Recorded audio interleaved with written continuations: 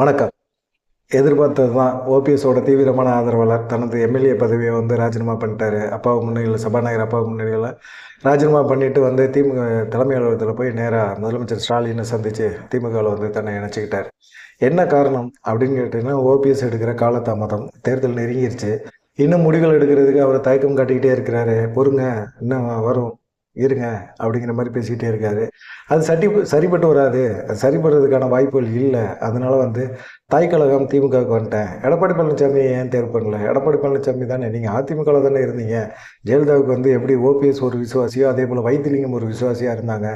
அந்த மாதிரி சூழ்நிலைகள்லாம் இருந்தது. எப்போ சசிகலா, ஜெயலலிதா மறைவுக்கு பின்னாடி சசிகலா ஓபிஎஸ் அப்படிங்கிற ஒரு அணி வரும்போது அவர் சசிகலாவை தான் தேர்ந்தெடுத்தார். எடப்பாடி பழனிசாமியை கூட முதலமைச்சராக ஏற்றுக்கிட்டு எடப்பாடி பழனிசாமிக்கு ஆதரவான நிலைப்பாட்டில் இருந்தார். ஆனாலும் ஓபிஎஸ் அவர் விட்டு கொடுக்கவே இல்லை. ஓபிஎஸ் தர்ம யுத்தம்லாம் நடத்திட்டு ஓபிஎஸ்ஸையும் திரும்பவும் அதிமுகவில் இணைக்கணும் அப்படிங்கிறதுல ரொம்ப தெளிவாக இருந்தார். அதுக்கான செயல்பட்டார்.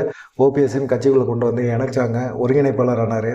ஆனால் அதுக்கப்புறமா ஓபிஎஸ் பெருசாக சைன் பண்ணவே இல்லை. எல்லா இடங்கள்லேயும் பார்த்திங்கன்னா அவர் சறுக்கிக்கிட்டே தான் இருந்தார். அவருக்கு முட்டு கொடுக்குறதுல வைத்திலிங்கம் இந்த மாதிரி நபர்கள் எல்லாமே நிறைய முட்டு கொடுத்து அவரை தூக்கி நிறுத்திக்கிட்டே இருந்தாங்க. அவர் செயல்பாடுகள் கொஞ்சம் அவருடைய விசுவாசிகள் கூட அவர் சப்போர்ட் பண்ணவே இல்லை. எடப்பாடி பழனிசாமி அவருடைய தம்பி ராஜாவை கூட பார்த்திங்கன்னா கட்சி விட்டு நிப்பாட்டுறதுக்கு ஓபிஎஸ்ட்ட கையெழுத்து கேட்டால் ஏன் நிப்பாட்டணும் அப்படிங்கிற கேள்வியெல்லாம் அவர் கேட்கல. எடப்பாடி பழனிசாமி அனுப்புகிற கடிதத்தில் உடனே ஒரு சைன் பண்ணி விட்டார். சசிகலா எதிர்ப்பு, சசிகலா கூட பேசினார், அதனால நாங்கள் கட்சியை விட்டு நிப்பாட்டுறோம் அப்படிங்கிறத அழகாக ஓபிஎஸ்ஸை வச்சு எடப்பாடி பழனிசாமி காய் நோத்துறாரு. இந்த மாதிரி சமயத்தில் ஓபிஎஸ்ஸுக்கே அது திசை மாதிரி ஓபிஎஸ்ஸே பொதுக்குழுவில் அவரை விட்டு கட்சியை விட்டு நிப்பாட்டும் போது அவருக்கு ஆதரவாக வைத்திலிங்கம்லாம் இருந்தார்.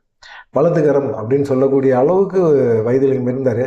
இனிமேலும் ஓபிஎஸோட நிலைப்பாடுகளில் தொடர்ந்து இருக்க முடியாது அப்படின்னு சொல்லி வைத்திலிங்கம் முடிவு பண்ணிட்டார். அதனால் வைத்திலிங்கம் ஓபிஎஸ்ட்டு விலகிட்டார்.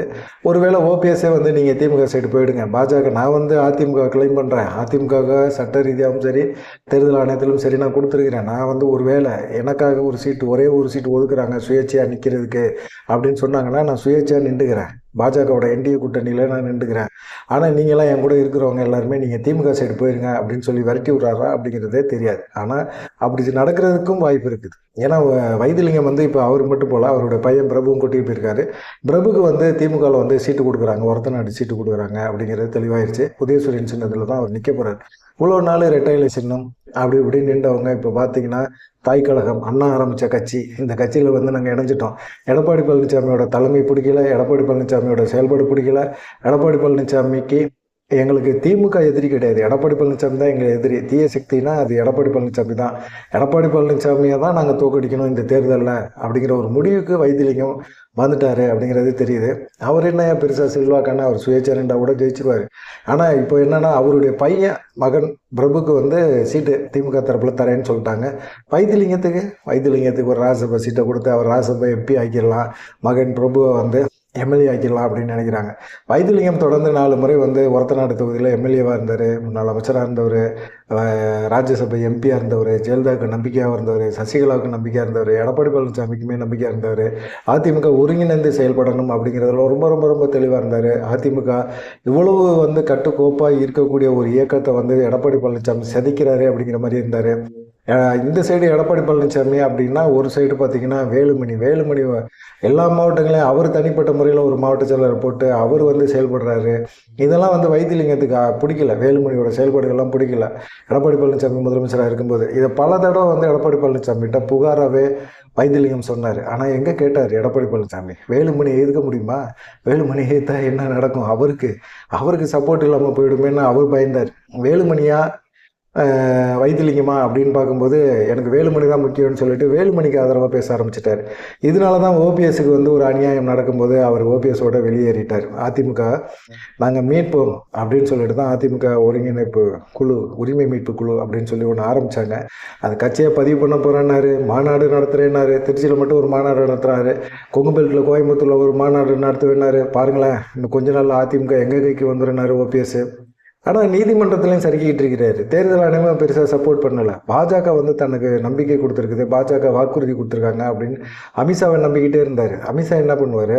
கடைசி நேரம் வரைக்கும் அவர் ரேஸில் ஓடுற குதிரை மேலே தான் அவர் பயணமே பண்ண ஆசைப்படுவார். சும்மா சும்மா ஏதாவது ஒரு காரணங்களை சொல்லிக்கிட்டு இருக்கிறதெல்லாம் வந்து அவருக்கு பிடிக்கவே முடியாது. கடைசியாக ஓபிஎஸ்ஸை சந்திக்கும் போது கூட அவர் சொன்னது, கட்சிக்குள்ளே ஏதாவது ஒரு பதவியை வாங்கிக்கோங்க, அவைத்தலைவர் பதவி அந்த மாதிரி ஒரு பதவியை வாங்கிட்டு நீங்கள் பாட்டுக்கு கட்சிக்குள்ளே இருங்க அப்படின்னு சொல்லும்போது கூட அவர் என்ன சொன்னார், எடப்பாடி பழனிசாமிக்கு இணையான ஒரு பதவி எனக்கு வேணும் அப்படின்னாரு.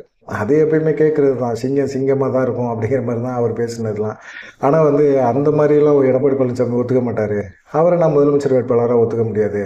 நீங்கள் எடப்பாடி பழனிசாமியை முதலமைச்சர் வேட்பாளர்னு அறிவிச்சிங்களா, உங்களோட நாங்கள் கூட்டணி வைக்க மாட்டோம்னு சொல்லிட்டு ஓபிஎஸ் அமித்ஷாட்ட வந்து ஒரு தெம்பாக ஒரு தைரியமாக பேசிட்டு வந்துட்டார். ஆனால் இப்போ கூட இருக்கிறவங்கலாம் என்ன இப்படி பண்ணிட்டு வந்துருக்கீங்க அப்படிங்கிற மாதிரி ஒரு குழப்பத்தில் போயிட்டு, அவர் கூட இருந்தவங்க எல்லாருமே வந்து பார்த்திங்கன்னா ஓபிஎஸ் கூட இருக்கிறவங்க இனிமேல் செட் ஆகாதுப்பா அப்படிங்கிறனால அவங்களும் வந்து எல்லாமே விலக ஆரம்பித்தாங்க. இப்போ வைத்திலிங்கம் மட்டும் இல்லை, மேல் கொண்டு பார்த்திங்கன்னா ஏற்கனவே மனோஜ் பாண்டியன் போயிட்டார். ஓபிஎஸ்ஸை தீவிரமாக ஆதரித்த மருது அழகராஜ், இவங்க எல்லாருமே பார்த்திங்கன்னா எடப்பாடி பழனிசாமிலாம் பேச்சுவார்த்தை நடத்தப்பட்டாங்க. வைத்திலிங்கத்தை கூட கடைசி வரைக்குமே எடப்பாடி பழனிசாமி தரப்புலேருந்து பேச்சுவார்த்தை நடத்திக்கிட்டே இருந்தாங்க.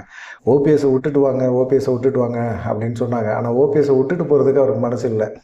நம்ம திமுக கூட போவோம், எடப்பாடி பழனிசாமியோட எந்த காலகட்டத்திலையும் எந்த சூழ்நிலையிலும் சேரக்கூடாது, அவ்வளோதான் அப்படிங்கிற மாதிரி. அதே போல் முன்னாள் எம்எல்ஏ சுப்புரத்னம் எங்கேயுமே விவாத அரங்கங்கள்ல எல்லாம் பார்த்தீங்கன்னா ஓபிஎஸ்ஸை விட்டு கொடுக்காத ஒரு மனுஷன். அந்த மனுஷன்லாம் போய் திமுகவில் சேர்ந்துட்டார்.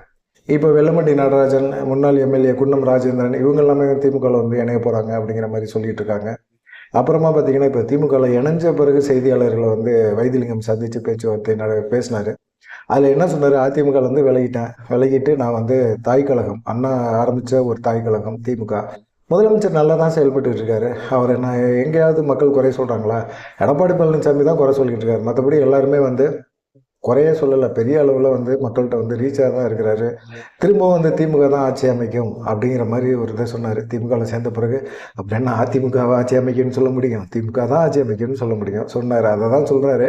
ஆனால் எடப்பாடி பழனிசாமிகிட்ட வந்து ஒரு சர்வாதிகாரமான ஒரு போக்கு இருக்குது. உணர்வுகளை வந்து நிர்வாகிகளோட உணர்வையோ தொண்டர்களோட உணர்வோ அவருக்கு புரிஞ்சுக்கிற பக்குவம் கூட அவர்கிட்ட இல்லை அப்படிங்கிற மாதிரி வைத்திலிங்கம் ஒரு குற்றச்சாட்டையும் வைக்கிறார்.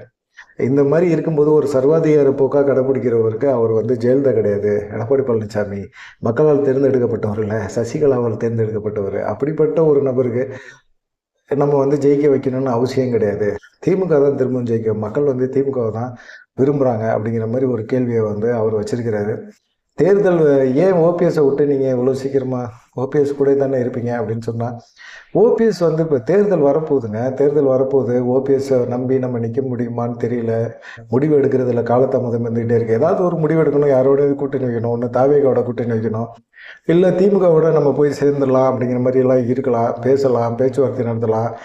திமுக எத்தனை தொகுதி கொடுக்க முடியும்? தனிப்பட்ட முறையில் போய் சேர்ந்துக்கங்க அப்படிங்கிற மாதிரி தான் ஓபிஎஸ் தரப்பை சொல்லி அனுப்பிச்சிருக்க மாதிரி தான் தோணுது. ஆனால் ஓபிஎஸும் வந்து திமுகவில் சேர்ந்தாலும் சேர்ந்துருவார், ஏன்னா அந்த அளவுக்கு தான் இருக்குது. ஆனால் இவங்க வந்து இப்போ என்டிஏ கூட்டணியில் 2 சீட்டு தான் தருவாங்க ஓபிஎஸ்க்கு. அப்படிங்கும்போது ஓபிஎஸ் பையன் 2 பேருக்கு மட்டும் வாங்கிட்டு சுயேட்சையாக நிற்கிறதுக்கான வாய்ப்புகளை வந்து ஏற்படுத்திக்குவார். ஓபிஎஸை பொறுத்த வரைக்கும் டீம், அவருடைய அரசியல், தனி கட்சி இதெல்லாம் காலி, முடிஞ்சு போச்சு, சுத்தமாக சாப்டர் க்ளோஸ் ஆயிடுச்சு.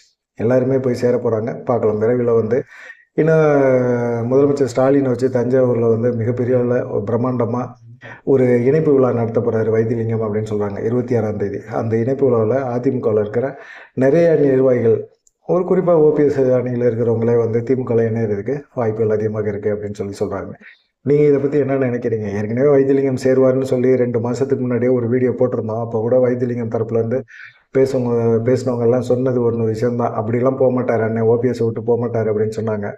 ஓபிஎஸ்ஸே திமுகவில் போய் சேர போகிறாருன்னு சொல்லிட்டு தான் இருக்கிறோம். ஓபிஎஸ்ஸும் சேருவார், சேர்ந்தால் தப்பு கிடையாது. எடப்பாடி வந்து தான் இப்போது அவங்கள பொறுத்த வரைக்கும் எடப்பாடி பழனிசாமி தான் தீய சக்தி, அதிமுக அழிக்கக்கூடிய ஒரு சக்தி. அந்த சக்தியை வந்து அழிக்கணும் அப்படின்னா தாய் கழகம் திமுகவில் போய் இணையிறதுல தவறே கிடையாது அப்படின்னு சொல்லி ஓபிஎஸ் தரப்புலையும் சொல்கிறாங்க. ஓபிஎஸ் திமுகவுக்கு போனாலும் யாரும் பெருசாக வந்து குற்றச்சாட்டு சொல்ல போகிறதில்ல. எடப்பாடி பழனிசாமி நடவடிக்கை சரியில்லை, ஒருங்கிணைக்கணும் அப்படின்னு சொல்லி கேட்குறவங்க எல்லாத்தையுமே கட்சியை விட்டு நிப்பாட்டுறாரு. செங்கோட்டையன் தாவேகா சைடு போயிட்டாரு. கட்சியில் வந்து சீனியர்கள் எல்லாருக்கும் எடப்பாடி பழனிசாமி மதிக்க மாட்டேங்கிறாரு. இப்போ வந்து ஜூனியர்களுக்கு முக்கியத்துவம் கொடுக்குறாரு. அவங்களுக்கு ஜெயலலிதா தெரியாது, எம்ஜிஆர் தெரியாது. அப்படிப்பட்டவங்களை வச்சுக்கிட்டு எடப்பாடி பழனிசாமி அரசியல் பண்ணணும்னு நினைக்கிறாரு. எம்ஜிஆர் ஆரம்பித்த கட்சி யாருக்காக ஆரம்பித்தார்? தொண்டர்களுக்காக ஆரம்பித்தார். அந்த இயக்கத்தை இப்படி நாசம் பண்ணிகிட்டு இருக்காரு அப்படிங்கிற ஒரு குற்றச்சாட்டோடு அவங்க போகிறாங்க. தேர்தல் நெருக்கத்தில் இப்படி ஓபிஎஸ் தரப்பில் இருக்கிறவங்களும் சரி, அதிமுக தரப்பில் இருக்கிறவங்களும் சரி, திமுக சைடு போகிறது அதிமுகவுக்கு ஒரு சரிவு தான். ஓபிஎஸ் தரப்பில் தானே போகிறாங்க. அதிமுகவில் எடப்பாடி பழனிசாமி தரப்புலேருந்து யார் போயிருக்கா பெருசா அப்படிங்கிற மாதிரி ஒரு எண்ணம் இருக்கலாம். ஆனால் ஒன்றுமே இல்லை. பார்க்கலாம். இன்னும் தேர்தல் நெருக்கத்தில் முதலமைச்சர் சிஎம் என்ன பண்ண போகிறாரு அப்படிங்கிறத பொறுத்திருந்து பார்ப்போம். நீங்கள் என்ன நினைக்கிறீங்க அப்படிங்கிறத மறக்காமல் கமெண்ட் பண்ணுங்கள். நன்றி, வணக்கம்.